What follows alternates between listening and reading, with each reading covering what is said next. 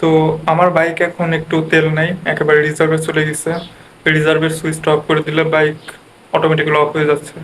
এখন বাজে বিকেল 4টা। আমি এখন খিলক্ষেত নিকুঞ্জ পাম্পে তেল নিতে যাব, দেখবো এখানে তেল দিচ্ছে কিনা, দেখবো এখানে কত সময় লাইনে দাঁড়ায় থাকতে হয়। আবার ওইখানে দাঁড়ায় থেকে ওইখানে যদি না পাই অথবা পাম্প যদি বন্ধ থাকে তাহলে আমাকে যেতে হবে অন্য কোনো পাম্পে। তো সম্পূর্ণ ভিডিওটি দেখতে থাকুন। তো দেখতেই পাচ্ছেন বাইকটা বাসার সামনে রাখা আছে, এখানেই রেখেছি কারণ আমি আজকে সকালের দিকে একটু বের হয়েছিলাম বাইরে। তো এখন আমি তারপর একটানে কোনো দিকে না দাঁড়ায় চলে এসেছি পাম্পে। আর এখানে দেখতে পাচ্ছেন বিশাল সিরিয়াল, একে তো অনেক বড় সিরিয়াল, তার উপর দেখেন কি লেভেলের গরমটা পড়তেছে, একেবারে রোদের ঠেলায় অবস্থা টাইট হয়ে যাচ্ছে। আমি জাস্ট কিছু সময় এসে দাঁড়াইলাম, তাতে আমার রোদে অবস্থা টাইট হয়ে যাচ্ছে। সিরিয়ালে দাঁড়ানোর পর থেকে প্রায় 25 মিনিটের মতো দাঁড়ায় আছি। আর দেখতে পাচ্ছেন এখন বাজে 4টা 43। দুঃখের বিষয় হলো এতটা সময়ও সিরিয়াল তেমনটা আগায় নাই। এখন সময় 4টা 46। আর এখন অলরেডি মেন রাস্তার এখানে কয়েকটা গাড়ি আগাইছে সামনের দিকে, তো আমরা এখানে চলে আসছি। তেল নিতে আমাদের কারো এতটা পথ পাড়ি দিতে হবে।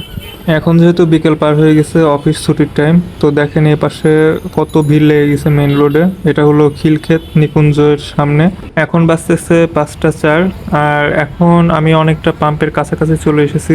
একটু আগে অ্যানাউন্সমেন্ট করেছে যে তেল শেষের দিকে, তেল যে কোনো সময় শেষ হয়ে যেতে পারে। এখন শুধু আল্লাহর নাম নিচ্ছি যেন তেলটা শেষ না হয়।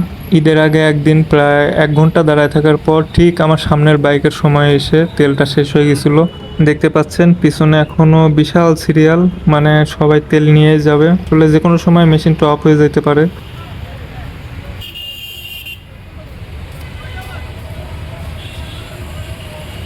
ব্যাস আর কিছু সময়, তারপরে আমাদের বাইকে গরম গরম তেল ঢুকবে।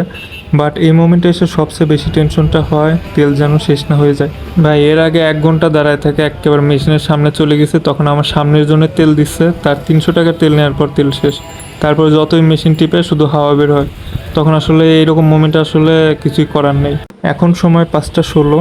আমি মাত্রই তেলটা নিয়ে বের হলাম পাম্প থেকে।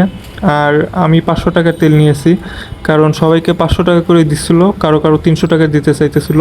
তো চলুন আপনাদেরকে দেখাই দিই। দেখেন 500 টাকার তেল নেওয়ার পর কিছুটা ট্যাঙ্কের মধ্যে তেল দেখা যাচ্ছে, বাট দেখতে পাচ্ছেন এখনও ট্যাঙ্কে অনেকটা জায়গা ফাঁকা আছে। আসলে আমার যতখানি তেল প্রয়োজন হয় আমি ততখানি কি লোড করি। জানি না ভাই এই তেলের সিরিয়ালের সমস্যাটা কবে শেষ হবে।